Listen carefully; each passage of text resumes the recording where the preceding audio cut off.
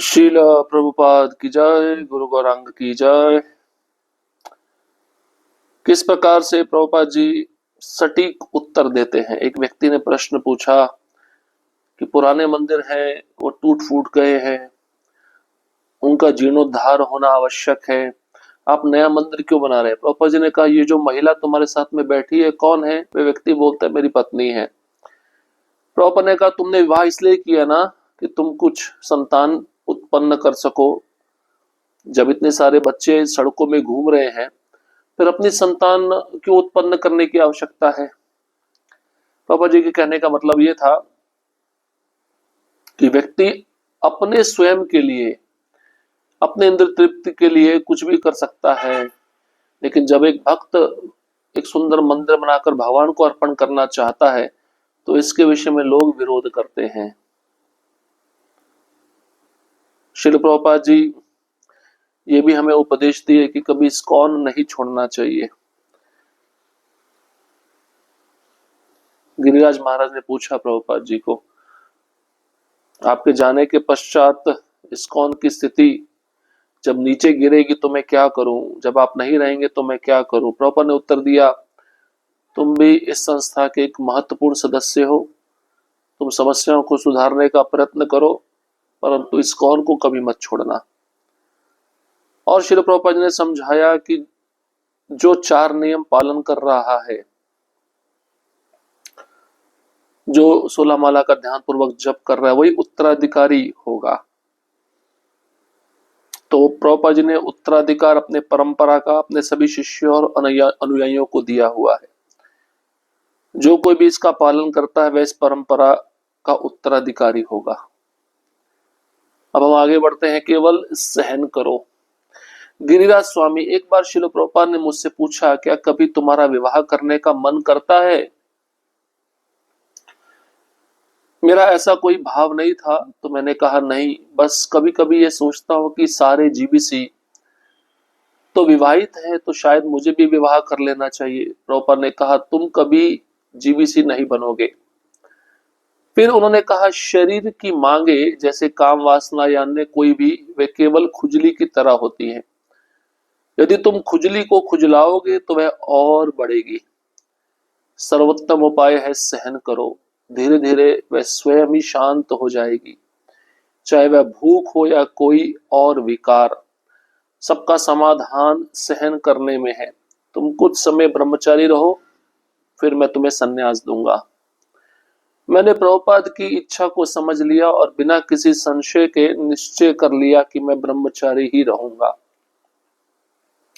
तो प्रभुपाद जी ने गिरिराज महाराज से प्रश्न पूछा, तुम्हारे मन में कभी विवाह करने की इच्छा आती है। तो गिरिराज महाराज बोले, ऐसा तो कभी मेरे मन में विचार नहीं आया, लेकिन जीबीसी सदस्यों को देखता हूं कि सभी गृहस्थ है, विवाहित है, तो मेरे मन में विचार आता है मुझे भी विवाह कर लेना चाहिए। प्रभुपाद ने कहा, तुम कभी जीबीसी बनोगे ही नहीं।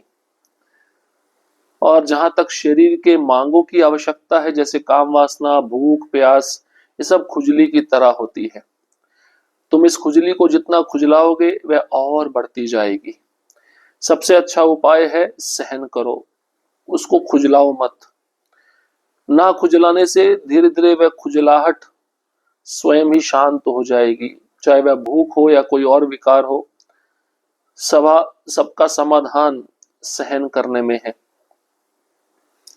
और श्रील प्रभुपाद जी ने गिरिराज महाराज को कहा कि तुम ब्रह्मचारी रहो, फिर मैं तुम्हें संन्यास दूंगा। और प्रभुपाद जी की इच्छा को गिरिराज महाराज समझ लिए और बिना किसी संशय के उन्होंने निश्चय किया कि मैं ब्रह्मचारी ही रहूंगा। श्रील प्रभुपाद की कृपा।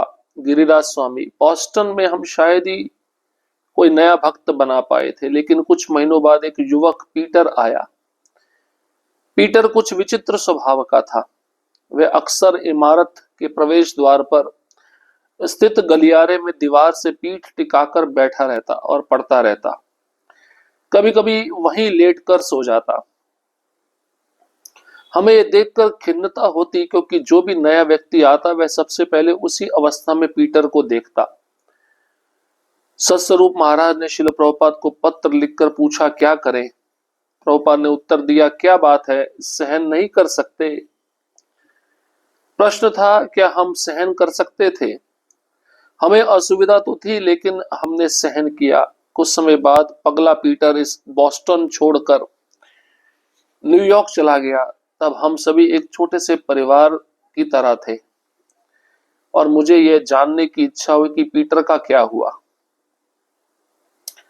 भारत जाते समय जब मैं न्यूयॉर्क रुका तो मैंने वहां के भक्तों से पूछा। उन्होंने कहा कि वह न्यू वृंदावन चला गया है और वहां बहुत अच्छा कर रहा है, उसे दीक्षा भी मिलने वाली है। मैं चकित रह गया।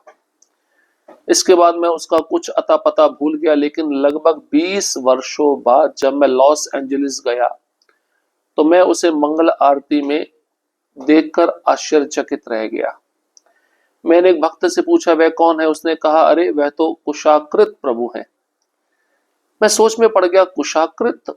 वह तो संस्कृत और बंगला से वैष्णव ग्रंथों का अंग्रेजी में अनुवाद करने वाले एक प्रसिद्ध भक्त थे। मैंने सोचा, प्रभुपाद की कृपा कितनी अपार है।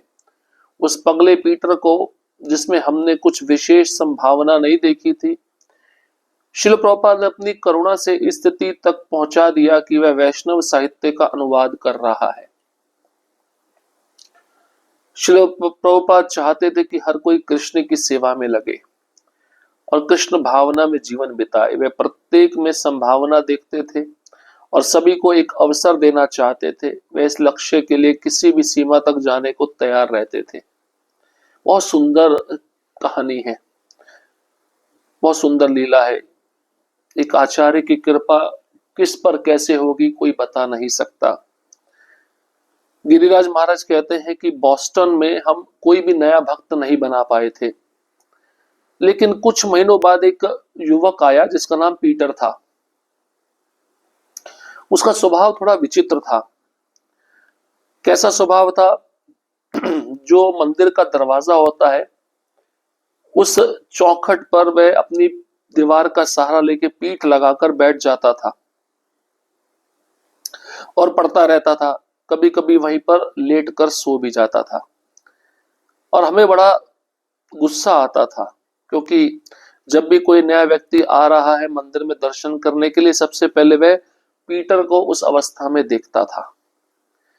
सभी भक्त मंदिर के परेशान हो गए। सत्स्वरूप महाराज ने श्रील प्रभुपाद जी को एक पत्र लिखा कि ये नया भक्त आया है, बड़ा विचित्र स्वभाव वाला है।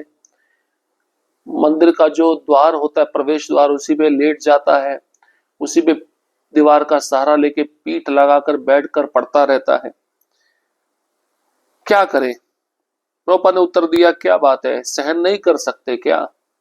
जैसे मैं तुमको सहन किया हूं तुम उसको सहन करो। प्रभुपाद जी का ये उत्तर था। अब प्रश्न ये था, क्या हम सहन कर सकते थे? हमें असुविधा तो हो रही थी, लेकिन प्रभुपाद जी के आदेशानुसार हमने सहन किया। अब कुछ समय के बाद वह पगला पीटर बॉस्टन छोड़कर न्यूयॉर्क मंदिर में चला गया। अब हम एक छोटे से परिवार की तरह थे और मुझे जानने की बहुत इच्छा हुई कि पीटर का क्या हुआ। जब गिरिराज महाराज भारत जा रहे थे, भारत जाने से पहले थोड़ा समय न्यूयॉर्क में रुके, तो वहां के भक्तों से गिरिराज महाराज ने पीटर के बारे में पूछा। तो उन भक्तों ने कहा, पीटर तो न्यू वृंदावन चला गया है और वहां पे बहुत अच्छा सेवा कर रहा है, उसे दीक्षा भी मिलने वाली है। तो गिरिराज महाराज जब ये सुने तो आश्चर्यचकित हो गए। प्रभुपाद जी की इतनी करुणा। एक व्यक्ति जो युवक है लेकिन आलसी की तरह बैठा रहता है, सोता रहता है, कुछ कार्य करता नहीं, और हमको इतना गुस्सा आता था उसको देखकर, और प्रभुपाद जी उसको दीक्षा दे रहे हैं। बाद में गिरिराज महाराज उसके बारे में भूल गए, लेकिन 20 वर्षों बाद जब गिरिराज महाराज लॉस एंजलिस गए तो गिरिराज महाराज ने मंगल आरती में उस पीटर को देखा और आश्चर्यचकित हो गए। और देख कर ही उन्होंने एक भक्त को पूछा, गिरिराज महाराज ने पूछा एक भक्त को, वह कौन है? तो उस भक्त ने कहा, अरे वह तो कुशाकृत प्रभु हैं। प्रभुपाद ने उनको नाम दिया था दीक्षा का, कुशाकृत। अब गिरिराज महाराज जब ये नाम सुने तो वह आश्चर्य में पड़ गए। कुशाकृत तो वही नाम है, ये एक ऐसा वैष्णव है जो सारे आचार्यों के ग्रंथों को संस्कृत से बंगला भाषा में अनुवाद कर रहा है और बंगला भाषा से वह अंग्रेजी में अनुवाद कर रहा है। इतना बड़ा कार्य कर रहा है, हम इसको क्या समझते थे और ये क्या निकला। हम इसको पागल समझते थे, आलसी समझते थे, मंद समझते थे, बुद्धिहीन समझते थे। लेकिन एक शुद्ध भक्त की कृपा से ये इतने बड़े बड़े आचार्यों के ग्रंथों को अंग्रेजी में अनुवाद कर रहा है। पहले संस्कृत समझना जरूरी है, तो उसने संस्कृत भाषा सीखी होगी, संस्कृत से बांग्ला में अनुवाद करता है, बांग्ला से ये अंग्रेजी में अनुवाद करता है, तो ये बहुत प्रसिद्ध भक्त है। तब गिरिराज महाराज सोचने लगे कि प्रभुपाद जी की कृपा कितनी अपार है। ये जो पागल पीटर है, जिसमें हमने ये सोचा था कि इसमें कुछ अच्छे गुण नहीं है, इसमें विशेष संभावना नहीं है, लेकिन श्रील प्रभुपाद जी ने अपनी करुणा से इस पीटर को इस स्तर तक पहुंचा दिया कि आज वह पीटर कुशाकृत प्रभु बनकर वैष्णव साहित्य का अनुवाद कर रहा है। श्रील प्रभुपाद जी की इच्छा थी कि हर कोई कृष्ण की सेवा में लगे और अपना पूरा जीवन कृष्ण भावना में बिताए। और श्रील प्रभुपाद जी हर एक संभावना को देखते थे, हर एक आशा की किरण को देखते थे और सभी भक्तों को वह एक अवसर देना चाहते थे। और श्रील प्रभुपाद जी इस लक्ष्य के लिए किसी भी सीमा तक जाने के लिए तैयार रहते थे। देखिए, आचार्य जो होते हैं उनकी दूरदृष्टि होती है, क्योंकि हमेशा कृष्ण आचार्यों के साथ में रहते हैं, इसलिए कृष्ण हमेशा आचार्यों के साथ संवाद करते हैं। तो आचार्य अपने मन से कोई निर्णय नहीं लेता, वो कृष्ण से चर्चा करके निर्णय लेते हैं। कृष्ण ने श्रील प्रभुपाद जी को बताया होगा ये कोई साधारण नहीं है, आप इसको दीक्षा दो, इस पे कृपा करो, जिससे आगे जाकर अंग्रेजी में बहुत सारे साहित्यों का अनुवाद कर सके और अंग्रेजी लोग इसको पढ़ सके और भक्त बन सके।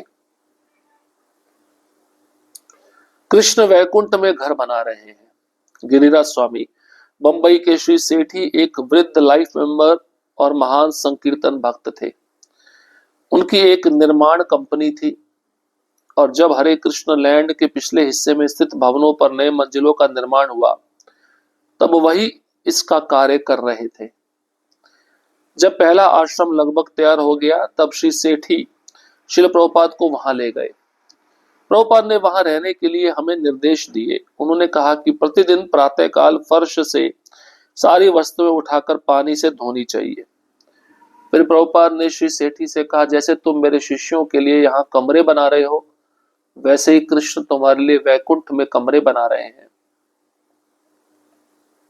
इसको कहते हैं कृपा सिद्ध। एक होता है साधना सिद्ध, एक होता है नित्य सिद्ध, एक होता है कृपा सिद्ध। तो साधना सिद्ध भक्त साधना करके सिद्ध हो जाता है। नित्य सिद्ध जो भगवान के धाम में हमेशा रहता है। कृपा सिद्ध वो साधना नहीं करता, लेकिन गुरु की विशेष कृपा उस पर हो जाती है। तो गिरिराज महाराज कहते हैं, मुंबई में जब एक श्री सेठी नाम के व्यक्ति थे जो बूढ़े थे, लाइफ मेंबर थे और महान संकीर्तन भक्त भी थे। उनकी अपनी एक कंस्ट्रक्शन कंपनी थी और हरे कृष्णा लैंड में पिछले हिस्से में वहां पे भवन तैयार कर रहे थे भक्तों के रहने के लिए। जब पहली मंजिल का निर्माण हुआ, तब मिस्टर सेठी श्रील प्रभुपाद जी को वहां पर ले गए और प्रभुपाद ने सभी भक्तों को कहा कि यहाँ पे अब सब भक्त रुक सकते हैं, लेकिन वहां पर रुककर प्रतिदिन सुबह सुबह फर्श से सारी वस्तुएं उठाकर पानी से धोनी होंगी। फिर प्रभुपाद जी ने सेठी जी को कहा, आप मेरे शिष्यों के लिए यहाँ कमरे बना रहे हैं, तो कृष्ण आपके लिए वैकुंठ में कमरे बना रहे हैं।